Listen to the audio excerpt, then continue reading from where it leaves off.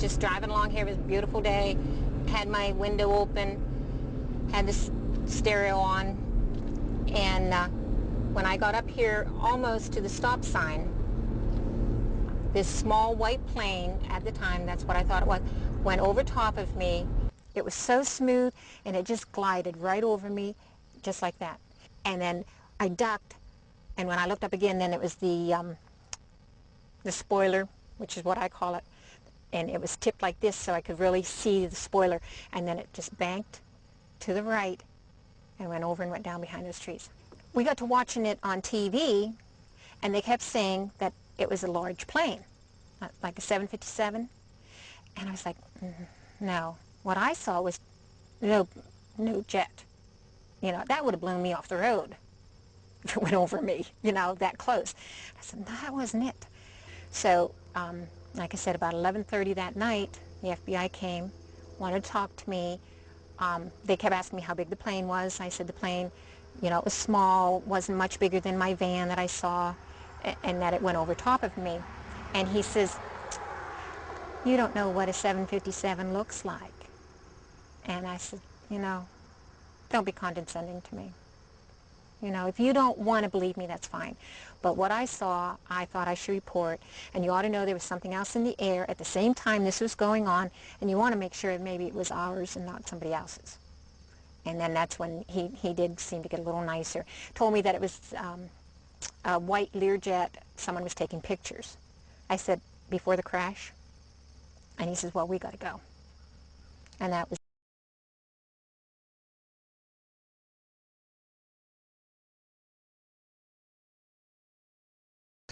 Hi, Nevin. Hi. My name's Vicki York, and my name is Nevin Mason. And I just want to thank you for being a volunteer at Flight 93 Memorial. And we'd just like you to tell us a little bit about September 11th, 2001. Okay, I was out in the yard getting coal in for the morning, for the winter time. The plane came right along this ridge top, right along that, there's a knoll back behind the memorial. And it was coming in like this, and I was outside standing. And I thought, well, that plane's coming to my house at 580 miles an hour.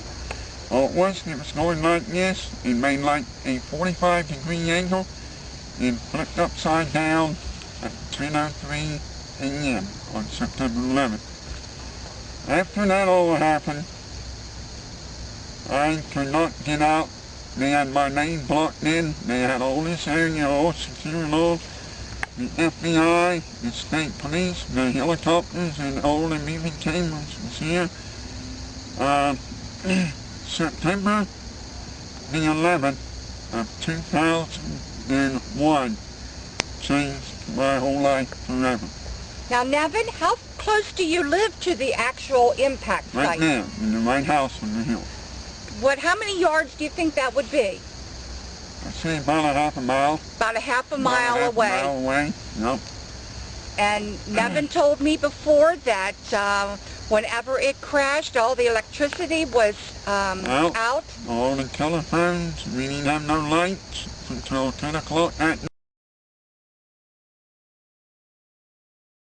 I mean, the plane crashed right up here. It was flying pretty much in sort of this direction.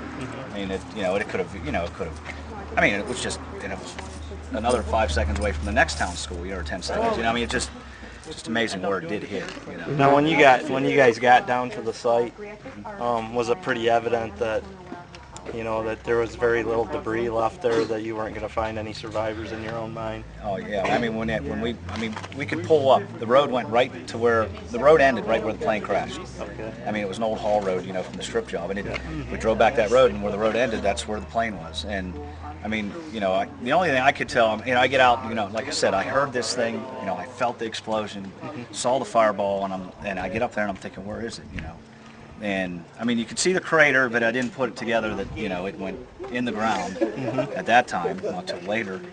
And just debris, small pieces of debris, and the trees were singed and burning, just smoldering, smoking. some of the woods was on fire, just small fires, brush fires and smoldering and things. And, I mean, trees defoliated, just from the explosion, And I know we did, walked around a little bit, and there were a lot of bystanders, just people that lived close to the area. I mean, they were just milling around, walking through this debris, and we cleared those people out. We did a couple searches of the woods, sent firemen down in, and they kept coming. You could see where the plane made the initial impact in the ground, and it was still on fire. It made a crater probably 30 feet by 30 feet, and it's probably 15 or 20 feet deep, and there's just debris scattered within probably a half-a-mile radius.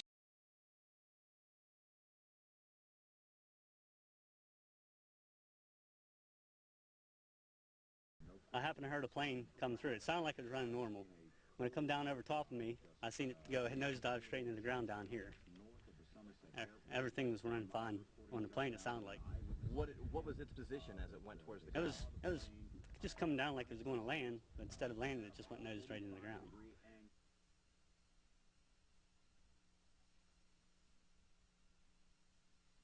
Standing there watching on TV, and the lights flickered in the building. About that time we heard the engines roar, and we took off out of the building. As we were coming out from the office out through the building, the ground shook and we heard big boom. Looked over and saw the big ball of fire up in the air. Out there, like I said, probably within 45 seconds or a minute of impact, we were there. We were there before any firemen, any paramedics, or anybody. We were on site. When we got there, there was a plane flying up above, and he was smart. He flew straight for the sun, so you couldn't look at it and see exactly what type of plane or if it was a fighter or what it was. But we caught a glimpse of it, and as he was swinging, he was basically traveling in the same direction as the plane. It was in Atlanta, and that was this past winter. It was in Yamaha training. And I was sitting there talking. Everybody, of course, asked where you're from, introduce yourself to everybody in the classroom. And of course, now we just say Shanksville, where the plane crashed, and everybody knows where we're at. So I was sitting there talking to another guy, and I was telling about, he said, did you see the plane crash and whatever, was you there or anything? And I told him the whole story. And I was explaining to him about whenever we were standing in the office and the lights flickered and everything. And there was another gentleman sitting in the row in front of me that was retired from the Air Force. And as soon as he heard me say that, he immediately stopped me and he said, tell me this. And I told him, and he says, well, I'm retired from the Air Force. He said, that plane was shot down. And I said, why? And he said, because whenever the lights flickered, they zapped the radar frequency on everything before they shoot. And he said, that's why your lights flickered. Your lights didn't flicker from the impact. Your lights flickered because they zapped.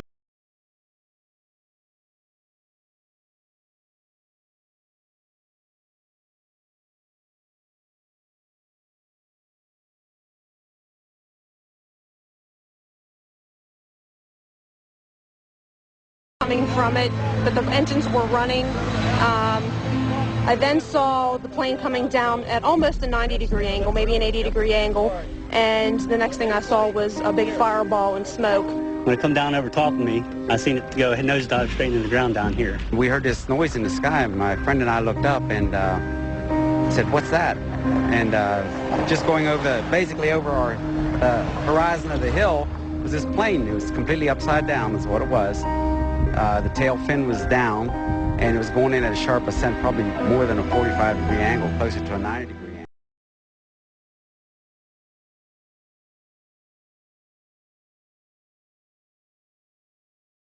With me now is William Randolph, who's a local fellow from Somerset, who you didn't see what happened, but you heard what happened. Tell me, what happened? We were sitting in a house. We heard the TV move from sitting on the floor. Smoke was up in the air.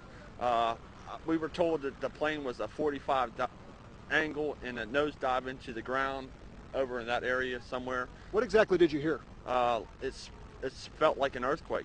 It felt like the house was moving. And what did you do after you heard that sound? We come outside and we looked up and we seen all the smoke. There was nobody at the scene, no police cars, nobody. Did you go to the scene? We come up here, we start going on the road some, and cop car come down out of the woods. There must have been a police car here at the time. He come up out of the woods, and they told us to turn around and come back. You had friends who were at the scene. Now, what did they see? The FBI told them they weren't allowed to talk. What is your reaction being a local person and having something like this happen? It's amazing. I can't believe something like this can happen up in this area. I mean, nothing ever happened like this before. What is the reaction? You've been talking to folks in the Shanksville area and the Somerset County. Everybody's shocked. It's unbelievable. It's a big shock. And you were saying earlier, even communications have been difficult. Yeah, they said the phones were down in the Somerset area. I seen the police cars over at the high school in Somerset. I guess they were locked down at the school. All the banks were closed. Post-op, they were evacuating people from the courthouse. That's basically what I seen. And you also saw, didn't you see some of the federal vehicles and federal law enforcement coming to the scene? Yes, I seen FBI come into the scene. There was a vehicle, I don't know if you're familiar with it, but he come in here and he had actual photographs of the scene. And I seen him. And then when the police showed up, he took off. And again, William, just as a longtime resident in Somerset, something like this happened, a national world tragedy hitting close to home. Your reaction? It seems really terrible that something like this happened. I mean, all these people died in this aircraft. I'm speechless. I mean, I can't believe something like this happened. William Randolph for Somerset, thanks so much for joining us here. And huge humongous field down here. It's probably as big as this field here, but it's a lot of trees and woods. She was standing right here, and she watched it come right over, and it flew out that way. A lot of people say it was shot down, and I said, did you see the plane actually fly over? And they said no. I said, how can you say that plane was shot down? I said, I stood there and I watched that plane go out. I said, if it was shot down, there would be debris falling from it, there would be a ball of fire, there would be some indication that that plane was shot down. I said, there was no indication that plane was shot down. I watched it. I mean, you know, I may have been the last person, I don't know, to see those poor people fly over, and you know, they knowing that they were gonna die. And no matter what they say, those people are heroes, because anybody that knows they're going to die and they do everything they can to save other people are heroes, no matter who put that plane down. Sie haben in Shanksville an einer Straßenecke gestanden und sich unterhalten. Ihr Wagen stand gleich in der Nähe, und so waren sie die Ersten hier. Dann kam erst die Feuerwehr. Alle waren wie vor den Kopf gestoßen, weil sie zu einem Flugzeugabsturz gerufen wurden. Aber da war kein Flugzeug.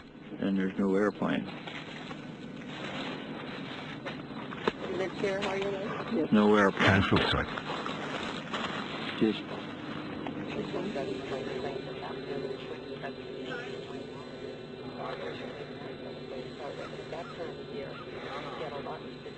Sie wurden hier zu der Unfallstelle geschickt und da war kein Flugzeug?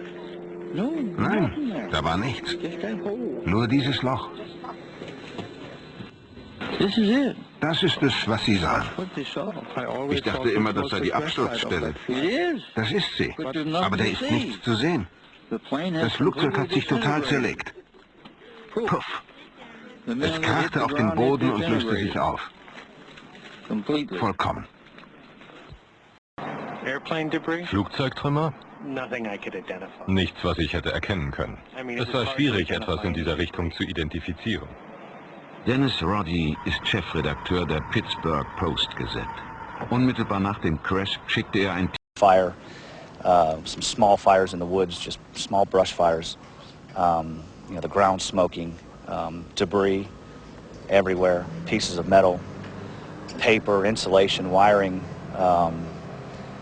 And I just looked around and no people, you know, and I'm thinking, where are the people? There's nothing in the ground there that you